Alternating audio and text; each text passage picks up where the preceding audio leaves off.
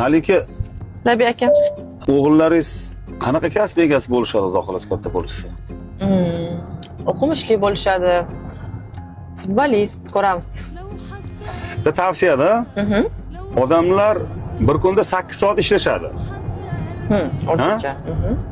Uyga kelishadi, bir 4 soat dam olishadi. 4 soat uyda bo'lish uchun, yashash uchun 8 soat ishlashadi. Endi bir haftada 7 kun bor. Bir kun dam olish, 6 kun ish.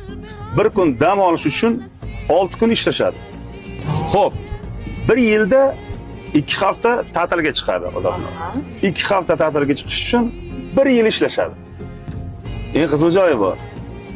Eng qiziq joyi O'zbekistonda 55 va 60 yoshlar nafaqaga chiqish yoshi, erkaklarga 60 yosh, ayollarga 55 yosh. Xotiram pand bermasin. Ma'lum bir kasb egalari bor, ertaroq chiqishadi. O'rtacha yosh umr ko'rish O'zbekistonda 67 yosh, boring 70 yosh deylik. 70 yosh. 40 yil ishlashadi 7 yil nafaqa olish uchun. Faras qilasizmi? O'rtacha 20 yoshda ishga kiradi. 40 yil ishlaydi, 60 ga kirgandan keyin nafaqaga chiqadi, bir 7 yil, 10 yil maksimum yashab vafot etadi. Qarang, ishlaydigan odamlar bor, ishlatadigan odamlar. Men aytmoqchimanki, farzandlaringiz shunaqa bo'lib qolishmasin. Ya'ni siz bilan bizga o'xshab qolishmasin. Ular ishlaydigan emas, ishlatadigan bo'lishsin.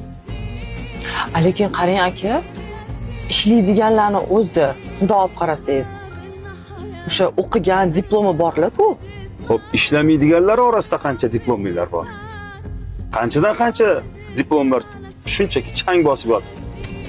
Gap diplomda emas. Diplom bugun nima? Ikki qora qog'oz xolos. Bu yerda gap nimada? Gap o'qishda emas. Gap o'qishda. Tushunasizmi? Uddaburon bo'lishda. Bugun o'qiganlar emas, o'qiganlar uddaburon bo'lyapti.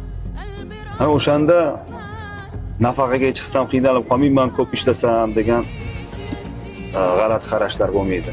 Tushunasizmi? Bugun yashash kerak. Bugun odam maza qilib hayotdan zavqlanib yashash kerak.